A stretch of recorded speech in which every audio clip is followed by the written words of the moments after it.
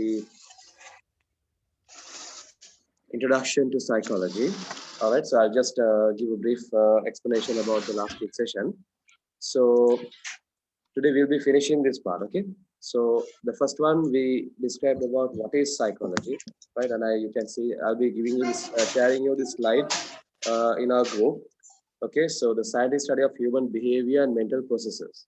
Okay, so this is called as psychology, and mainly we are dealing with behavior, right? Behavior patterns in psychology. Okay, so what is a behavior? Behavior is any action that people can observe or measure. Okay, so any sort of action that people can observe or measure is called as behavior. So the other thing is now, for example, now just when you take a person, okay, a person is completely made up of behaviors. All right. Next, we discussed about goals of psychology, and students, if you have any doubts, you can ask. Okay. So next we discussed about goals of psychology, right? So there are four. Number one is to describe a behavior. Number two, to understand a behavior. Number three, to predict a behavior. And number four is to control a behavior. So completely overall, you can understand that psychology is something based on behavior. Next one, we discussed about major fields in psychology. So major fields in psychology. What was the first field that we discussed? Clinical psychology. Clinical psychology, I explained you that it is something which is related to medical practice. So it is something clinical psychologists you can available in hospitals, right? So they are dealing with the clinical part of psychology. So what can a clinical psychologist do? They can help with anxiety, depression, weight control, drugs, relationship, and etc. Okay, so this one last class I explained you all, just a brief summary. The next is counseling psychology. Okay, so when it comes to counseling psychology, you all should understand that the difference between counseling psychology and clinical psychology is that in clinical psychology, the psychologist has the authority to prescribe drugs. Okay, they can give medicines for yourself. I mean, like to cure yourself, right? They can prescribe for medicines. But when it comes to a counseling psychologist cannot prescribe medicines, right? Only he or she can prescribe a proper diet plan, right? A proper exercise method, right? So those things he can do. Apart from that, he has no authority to prescribe any sort of drugs, any sort of medicine. Okay, so that is the difference between a clinical psychologist and a counseling psychologist. Next, we discussed about a school psychology, right? What do you mean by school psychologist? Who is a school psychologist? Right, a school psychologist is a person who is dealing with the problems related with students, teachers, and parents. Okay, so in each and every school, there will be a school psychologist in the academic board, academic or non-academic board. There will be a school psychologist appointed. Next, we discussed about the developmental psychology. Okay, so development psychology means now you can see this image, right? Let me show. You can see in this image. Can you see this image? Yes, sir. All right, so you can see the life cycle of a human being, right? A life cycle from an infant to an elderly person. You can see, so developmental psychology is a psychology based on these stages, right? From an infant to an elderly person. Even that I explained you last class. So the next one is personality psychology. Okay, so here I told you that a personality can be defined as distinctive and characteristic patterns of thought, emotion, and behavior. So now you all should understand that a particular person's personality is made up of thoughts, emotions, and behavior. All right, so even this one we discussed during the last class. Okay, and the final one which we discussed was about social psychology. Okay, concerned with the behavior in social situation. Now, what do you mean by social psychology? Because I explained you this last class. I'll just give you uh, a brief explanation once again. So, social psychology is the psychology related in a society. So, what is a society? Can someone tell me what is a society?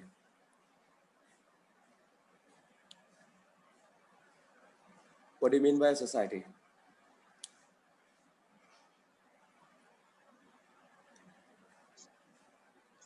You all would have studied this in O-level science. A society is a group of individuals, right? A group of individuals together forms a society. So here you have exploring connections by scientifically study. Now, a social psychologist, right? A social psychologist, his duty is, right, to study about the psychology in a society. Now, you can see how we think about each other. So now if you are in a society means you should definitely study social psychology because it is very important to move on with the society. Okay, so if we study social psychology, the importance is that you will know how others think about each other, how one person think about another person, right? How we can influence another person, how we relate to each other. For example, how we can influence each other means, now for example, just think, if you know social psychology, you can do anything, right? You will have the ability to get any job done through the society. You will have the ability to get any job done. If you go to a government office, that you can talk to them, you can understand their psychology, what is their present psychology, and you can act according to that, and you can get your job done, right? So that is the importance of social psychology, right? What is the difference between sociology and social psychology? Sociology explores groups and cultures. Social psychology explores individual interact. Okay, so normally in art subject, art stream, most of you all would have done art stream. So there will be a subject called sociology. In sociology, you all talk about special groups, like groups of people and their cultures. But in social psychology, what we do is we talk about or we explore about individual interact. That means how people interact with each other, right? How in a society, I told you that a group of people forms a society. So how these people, right? How these people interact with each other within a society. So this is the last chapter that we discussed during our last class. So today we are going to start up from experimental psychology. So this is the final field of psychology we are discussing. The final field of psychology is experimental psychology. Right. Experimental psychology is the use of scientific method. Okay, now can someone unmute and tell me what do you now with this term experimental psychology, what can you understand? Someone tell me the answer.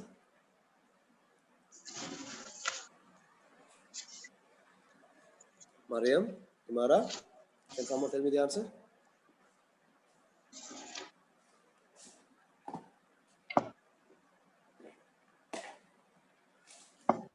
How can you define experimental psychology? Experimenting someone's behavior. Yeah, experimenting someone's behavior scientifically. So this is a very important word. Okay, so now I'm going to explain you. Before I come to this slide, I'll go to the next slide because that one it has the definition of scientific method. I think some you all would have studied this in grade 9 science. You get this in your school syllabus. In grade 9 science, you have what is scientific method. Now let's go to scientific method first. Okay, scientific method means, now for example, you first identify. Now a scientific method has these 5 steps. The first one is you identify a problem, right? The second step is after you identify a problem, you gather data. That means you collect data related to the problem. Okay, I will give you an example also. You collect data regarding to this particular identified problem, right? The third step is you create a hypothesis. What do you mean by hypothesis?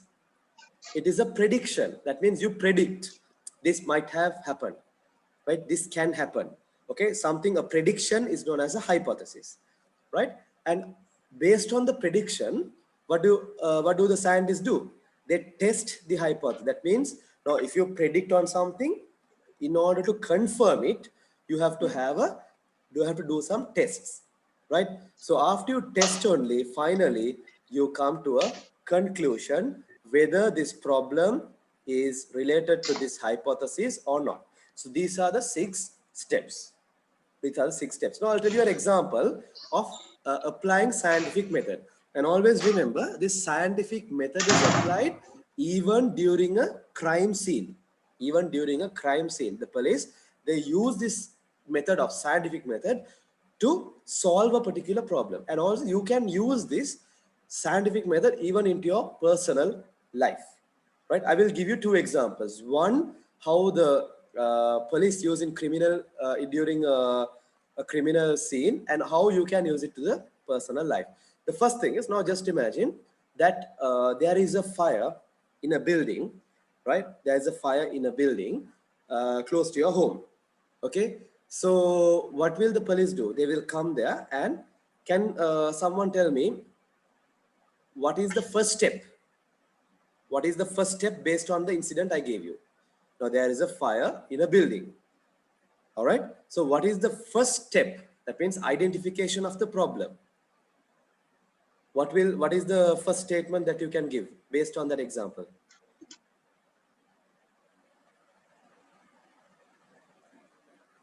Can you tell me, please? Please unmute and answer.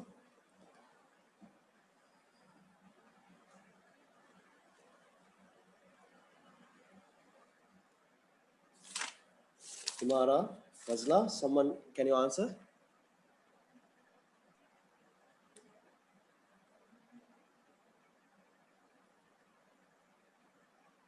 Is my question clear to you?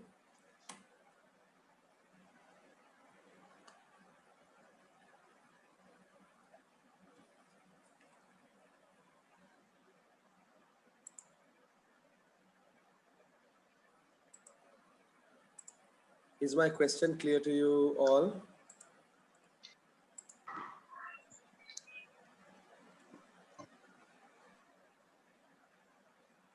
Hello.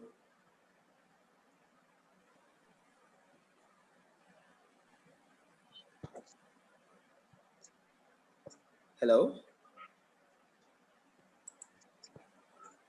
Sir, Yes, can sir. you repeat the question again? Yes, you all have to be attentive, okay? So now I'm telling you, now this is the scientific method, all right? So now I'm giving you an example, and you all have to relate that in this process, right? Now the first example is, now just imagine that next to your home, right, in a building, there is a fire. Okay, now I told you even the police uses this particular scientific method to solve a particular problem. Okay, now just imagine that there is a fire next to your home in a building. Okay, now in that, what will be the first statement? Now you can see the first statement is identifying a problem. Okay, so related to that example, what will be your first statement?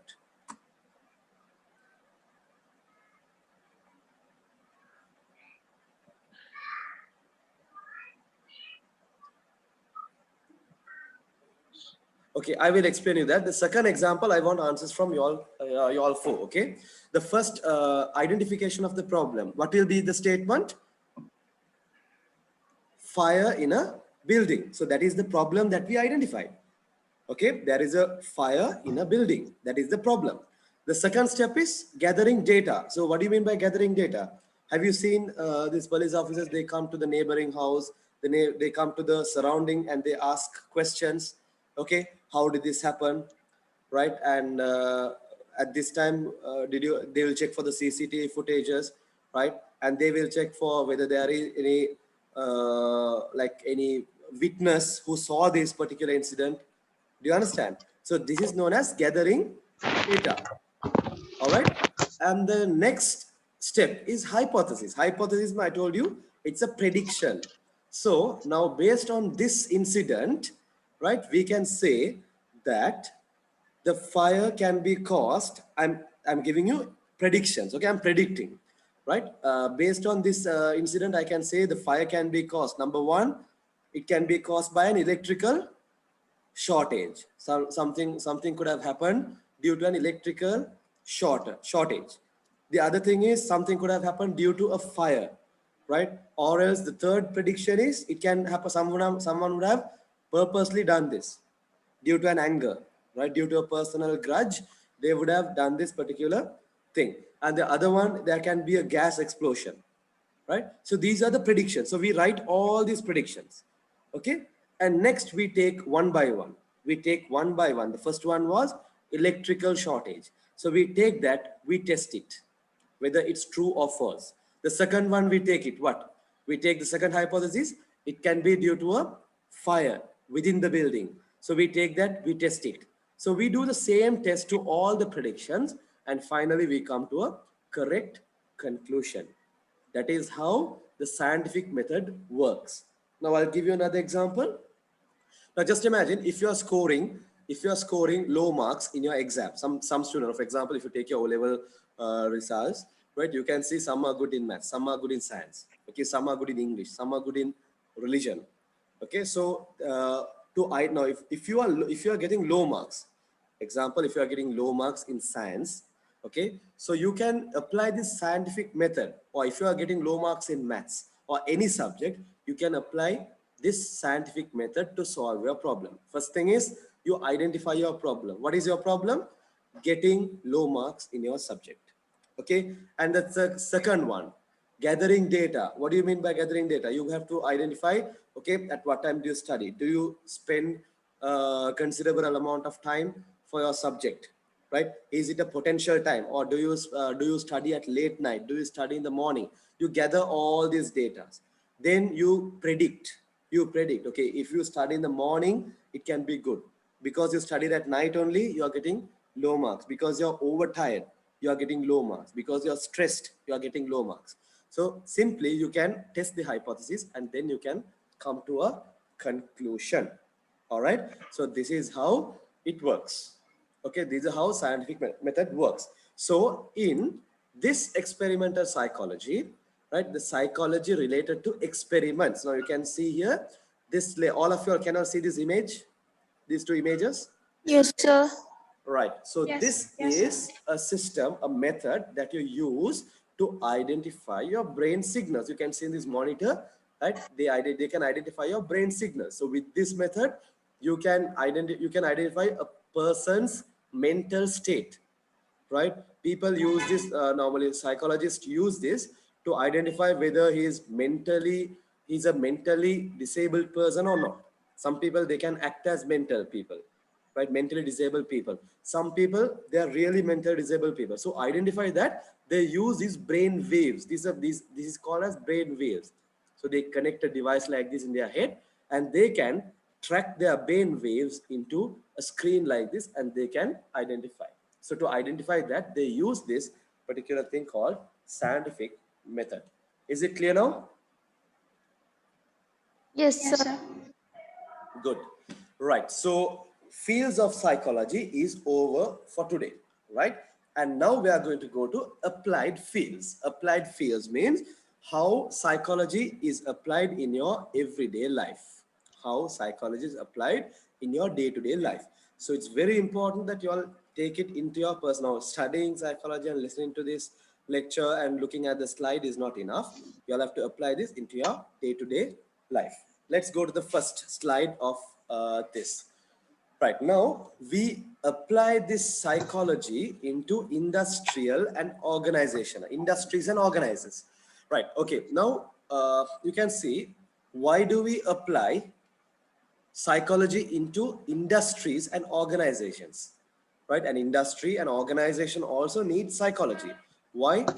Number one, to focus on people and work. Now, if you know psychology, now many industries, many organizations, they hire psychologists. Why?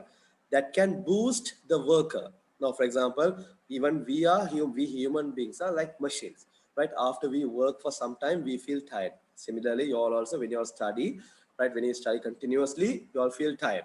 So that is why even in the school system, right? In a school education system, they have given you 2 intervals, one break as a tea break and another one is a lunch break. So they give that break, right? Because this timetable system is made by educational psychologists. Okay. So similarly, when you take an industry and or an organization, right? Even an organization or industry, they will require psychologists. Why? To focus people on work, right? Means they have to always focus, may help the people to focus on their work, right? And the result will be the employed people to improve working conditions and work output. So by psychological trade, I mean like psychological motivation in a industrial organization and environment, you can get the maximum output, right? So you can see here policy planning. Now, what will be the duties of a psychologist in a workplace, right? Policy planning.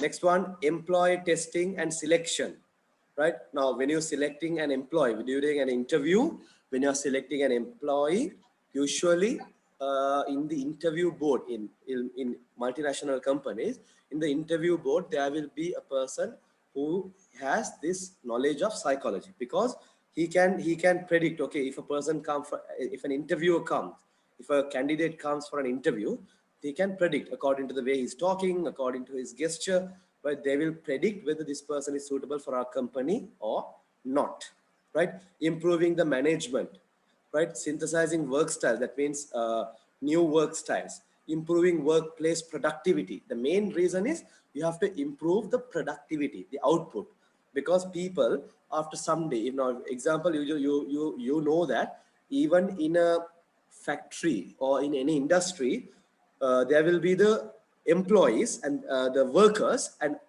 to manage the workers there will always be a manager, right? So the manager's duty is to motivate the workers. Always he has to motivate the workers in order to get the maximum output from that particular company or organization. Is it clear? Yes, sir. Oh, yes, sir. Right. Okay. Let's go to the next slide. That is on industries. Next is human factors. Now, human factors means we apply psychology of a human being, right? We apply psychology of a human being, right? In order to design new products. For example, just think robots, right? All of you all know about robots, right? So robots are made based on human factors. Now you can see the human factors here: emotional state, physical state, environmental state, human interface, human limitations, human capabilities, mental states. So what do scientists do? They study all these human factors and then they apply that into a machine. They apply that into a machine. So that is the simple thing is, you can see robotics. Now it's coming up in society. Robotics is just, now there are robots just like human beings. Why? They have applied all these human factors into machines. So a human factor means man and machine combination.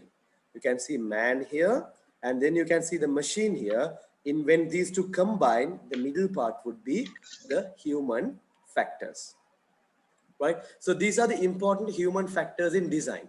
So to improve productivity, now for example, now when you take the productivity of a human and a robot, right? Robots can the productivity of robots are very high because they never get tired, right? Now reduce fatigue means what? Tiredness. Now humans, after they work for some time, they get tired.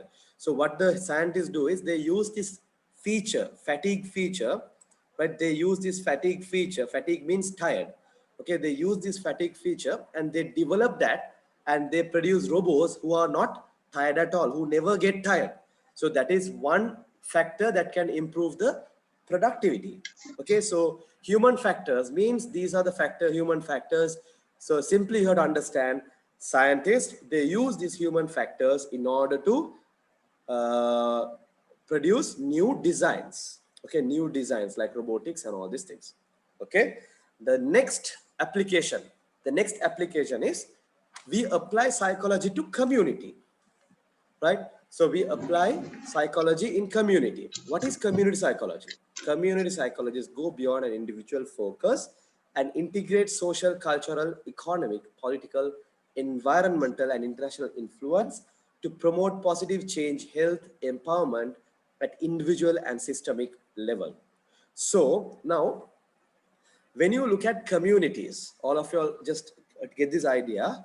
When you look at a community, now you have a Muslim community, you have a Sinhalese community, you have a Tamil community, right? So these are the communities that we see.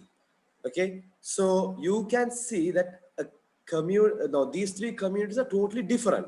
Now, if you take a community psychologist can identify what are the differences between these three communities.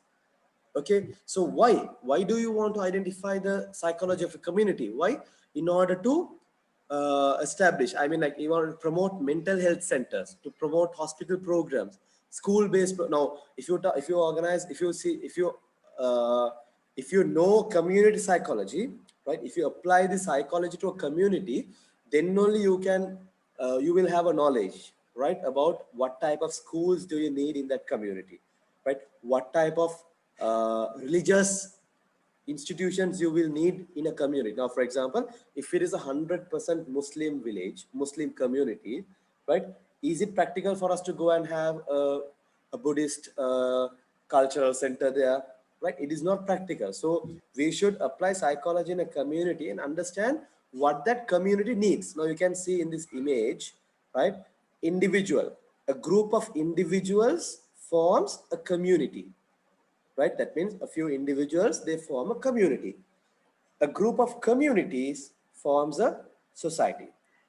A group of communities forms a society. Now, individual means, for example, a few Muslim individuals or few Sinhalese individuals, they form a Sinhalese community, right? And similarly, a Muslim community, a Sinhalese community, a Tamil community together will form a society. Okay, a society, there is no Muslim, Sinhala, Tamil, everyone are together. There is no differentiation among each other. Okay, so this is the most important thing, how the application of psychology in a community works, right? You can identify the what the community needs. The next one is forensics. Did you understand this community psychology? Did all of you understand? Yes, sir. All Yes, right. sir. Okay, good. But you all have to do I mean, like, I'll be off once this lesson is over, I will be giving you an assignment, right? An assignment paper. I will be sharing it to you all through within the group soon after this session is over. So you all have a deadline in that. You all have to read it very carefully and you all have to complete it and you all have to send it to us in the group itself. All right. So in that, there's a research assignment, and the assignment marks in that assignment will be adding up to your final exam. So you all can't skip that paper. You all can't neglect that paper because that will be added up to your final examination paper marks. Okay. So you all have to now, even though I explained this in a brief brief explanation, you all have to print this out, right? You all have to, I'll share this slide also in the group today, soon after this session, right? And you all have to print this and you all have to write your short notes. You all have to research. You all have to go through the internet. You all have to type this topic, right? And you all have to do your own research, okay? And you all have to study, because this is not the only syllabus, right? Not only this, you all have to do a lot of research in this, right? The next thing is forensic. Have you all heard about forensic psychology? What do you all know about forensic psychology? Can someone tell me?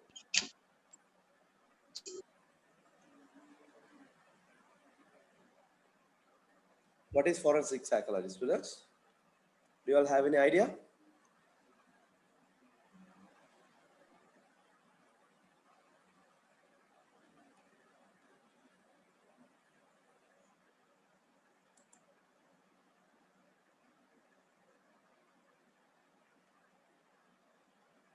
Could you all please answer?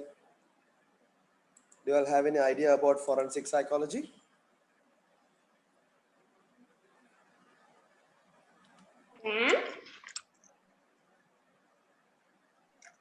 No, sir.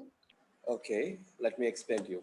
Forensic psychology is a psychology that is based in judicial system. Judicial system means in criminal justice system. Now in the law, right? You know that in a when it comes to the law, you get the courts, you have a judge, right? You have lawyers, and that there is a law in in every country. There is a law. So there is the psychologist who is related to this law, the judicial system, is known as forensic psychologist. Okay, let's see what who is a forensic psychologist. A forensic psychologist is a person who studies the actions and motives of criminals. Now, if there's a crime scene, definitely there will be a forensic psychologist at that place, because they are the people who are educated in identifying the behavior of criminals, because criminal behavior is totally different than a normal person's behavior, and apply this in research to the other criminals. So they, based on the forensic psychologist only, the police or other law, the law of the judicial system will come to a conclusion whether this person is a criminal or not, right? The next is forensic psychology is the intersection between psychology and the criminal justice system. So it's based, the forensic psychology between the judicial system and a criminal. So that is the basic idea that you have to take. So forensic psychologists, they work with the criminal judicial system to testify competence of defendants, select and train officers, cope with stress. Okay, so this is the system based with judicial system. Let's go to the next one, health. Right, how this psychology is related to health. So many doctors, right, they are good at health, applying psychology to health. So for example, when a person comes with several sicknesses to a doctor, he first identifies the psychology of that particular person, and according to that only he prescribes the relevant medicine related to the disease. So health, we can apply, examine ways of behavior and mental process are related to physical health, preventing and reducing risk of a disease, right? So that is the application, that is how we can apply this particular subject to the field of health. Okay, let's go to the next, rehabilitation. Okay, now here what we are going to do is we are going to apply the study of psychology into rehabilitation. So have you all heard about rehabilitation? Do you all know what rehabilitation is? Do you all know what rehabilitation is? Can someone answer me? What is rehabilitation?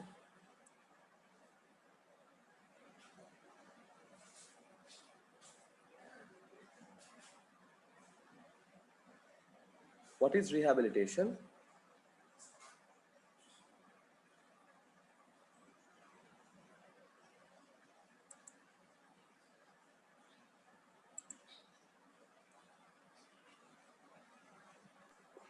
Can someone tell me what is rehabilitation?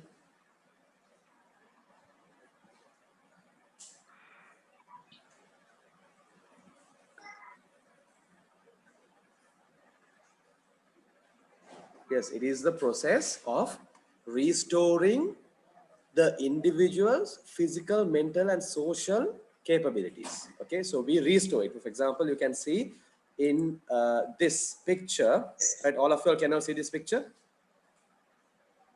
Yes, sir. You can see a person who is frustrated of, like, now you can be addicted to some sort of a it can be not only drugs. You can see this image that there is a person who is addicted for mobiles. There is a person who is addicted for medicine.